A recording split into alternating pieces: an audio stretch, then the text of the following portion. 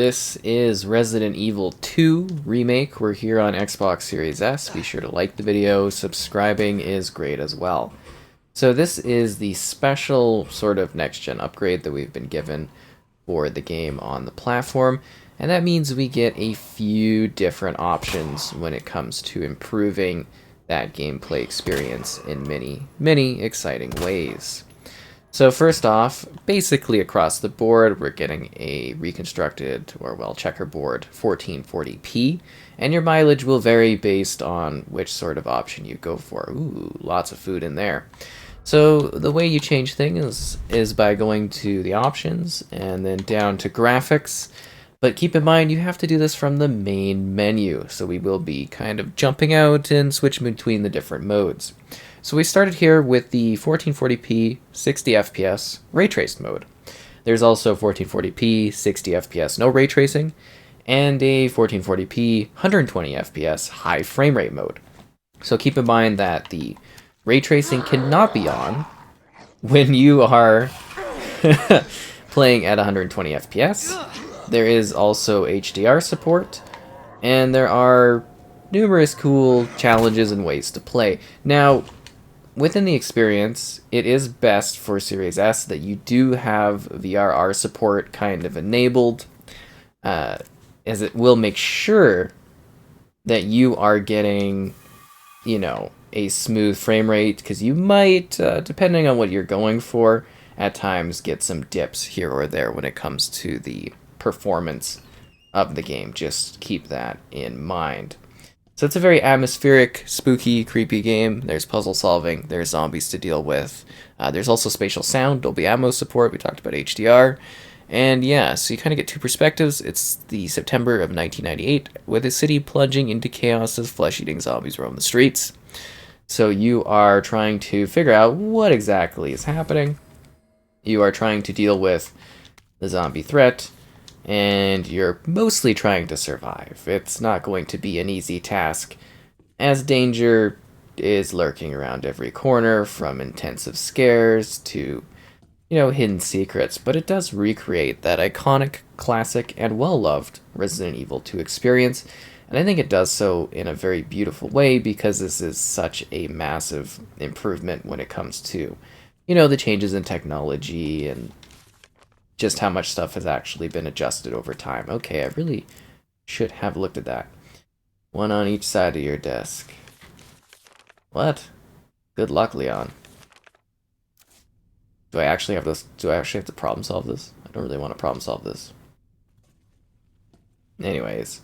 So yeah, you get to kind of explore the state of Raccoon City. Just the state of it as in, wow, this place is pretty dark, moody, and terrifying to deal with. And things that you think might be dead probably are not. Oh, what the hell? And the shot that you think might kill something might not kill something. Bastard. And bullets are precious, so you've got to be careful when you run out. Otherwise, you have to go to the knife, and the knife doesn't always work the best. I got a bad feeling about this. So with the ray traced mode, you are noticing that there will be like a global illuminated sort of ray tracings going on, so that has to do with the lighting. And then there's also reflections that are present within the world, although this is more of a subtle use kind of case when it comes to how that changes things. Oh wow, we actually get a saving option. What? No way. Save the day, save the game. Oh, nice. Red herb can be combined with green herb for an achievement. We gotta use the combat knife. It's the only way. Use the wooden board. A well-worn key. Actually, that key could have been helpful. Do not leave out. Okay, whatever. But anyways, it's all about the mystery, the excitement, and the thrills as you move through a dangerous place, trying to make the best of it. Well, on the flip side, there's a lot of bad stuff going on, and you are just trying to make it out alive. Select the item to combine. I need to use this. Oh crap. There we go. Sorry, I forgot it's as easy as literally reloading the gun. So yeah, we're gonna be showing this off more. I kind of want more of the, I kind of want to show off more of the ray tracing type stuff. We'll store that for now. But it is, like, again, very, very subtle in its approach and what it provides. Are they still coming? Are they coming through the window? I'm just gonna turn around and I'm gonna go grab that board, and we are going to keep the undead out because I think this makes a lot of logical sense for us to not have to deal with the undead. Oh jeez. Shit. Yeah, you tell him, man. You tell that zombie. Son of a bitch. Because I'm sure the zombie cares about the swears and stuff. Like that's gonna do anything to keep the undead at bay.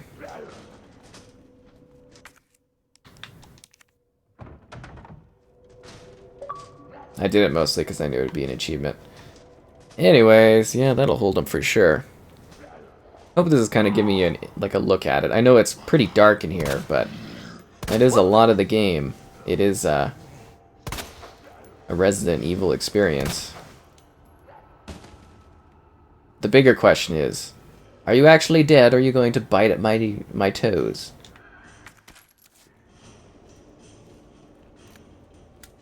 That's what I always want to know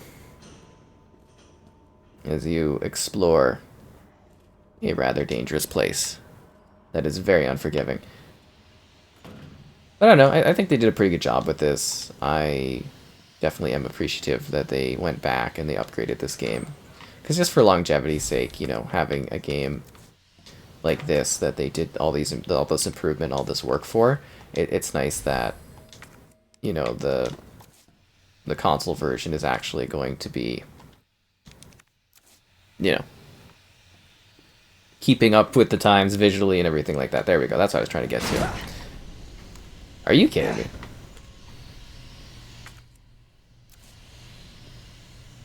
Oh, you're actually dead? Okay, I thought you were a zombie that was going to be like, who took the time to, like, put that zombie or that dead person in there? That just seems like an excessive waste of time. Okay, so we'll put that plant in there for now. We should actually probably combine the plants, but I think we should switch to the non-ray trace mode. Alright, so this is where we have taken off the ray tracing, as you can see from the graphics. So this is just the standard 1440p at 60 FPS. And yeah, so you will notice that there will be some visual adjustments in regards to how lighting and the experience is handled, but still a pretty good showing, I would say. I don't remember you being down the hallway all the way over there. When I went to save, did you lumber over there? Is it just me, or do zombies, like, literally take unlimited bullets in this? You're on the outside. And then, of course, finally after this, we'll show off the 120 FPS mode, but still got some more exploration to do and some more showcasing to get in. So I guess this isn't really necessarily too exciting of an option, but it is a way people might want to play in order to maximize the frame rate potential of the game, and it still looks fantastic, I would say. Okay, we should probably, yeah, I know how to combine items. I've been doing it how many times already? Yeah, there we go.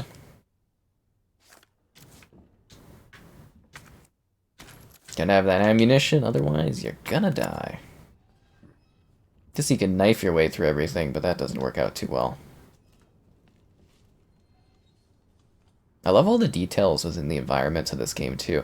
I say that's one of the biggest things that I've sort of noticed going through these like remake offerings within Resident Evil is just like there's so much like detail within the world as far as like small items and things like that. It's really, really quite interesting.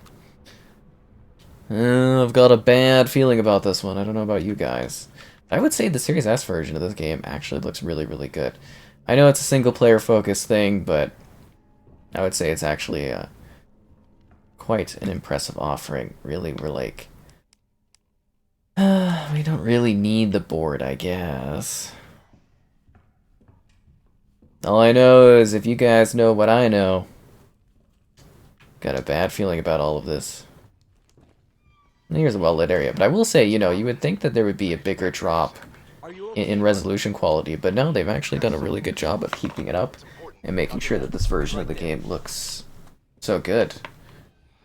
I was kind of a little worried that we might be having a bigger detail drop for... Oh, jeez.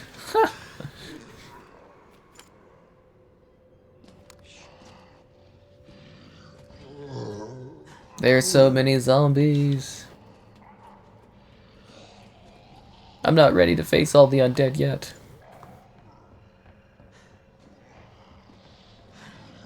I'm just unmotivated. Can we drop? No. It looks like our fate does indeed lie downstairs. Wonder if you guys could just pretend that I'm not here?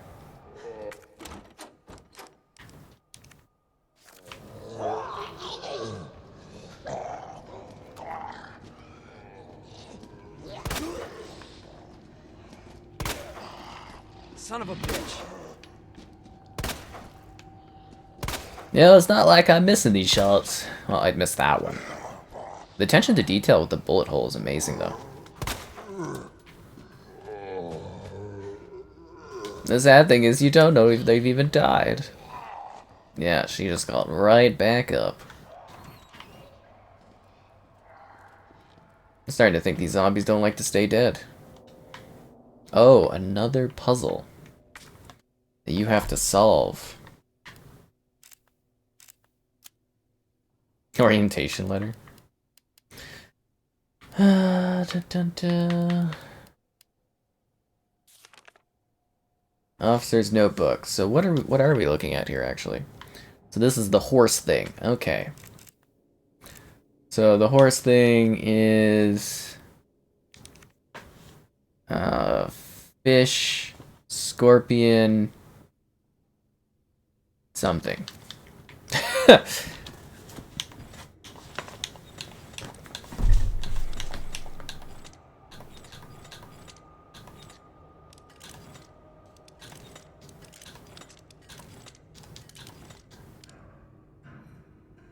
And another piece of the puzzle.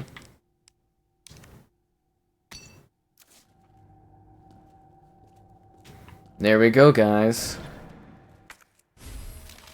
And a map of the upstairs, too? Wow. We are getting it all today. Gunpowder. Oh, look, they broke down the door. Oh. I think she is mad that I didn't fully kill her off. Okay. I'm feeling a real sense of hostility in this room. I'm gonna come back when you guys think that you could be a little bit more friendly towards new people that have just moved in here and started working at the police station, okay? Sounds good.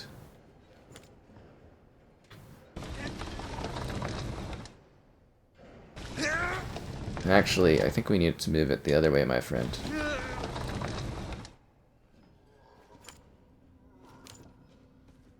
Alright, are we good on this?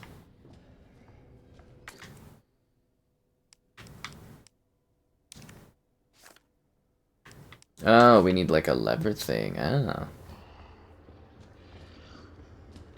Anybody feel like the undead are always after them? Because I tend to get that vibe when I'm running around in this place. That, yeah, this is a spooky area. Are you telling me you can't just jump 2 feet?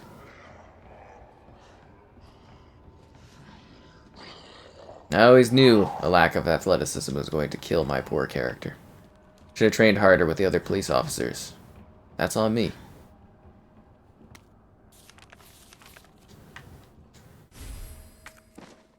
Hip pouch.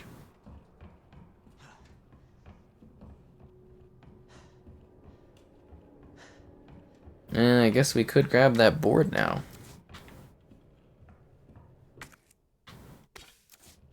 Yeah, the inventory sure fills up fast, even with the hip pouch, eh?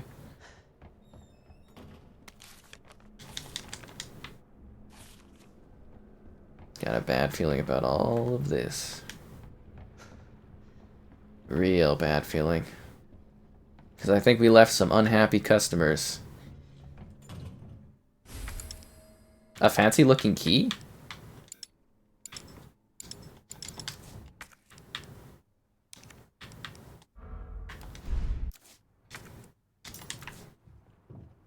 Wonder what that could be used for. Probably that door and that other door. And that door on top of that other door.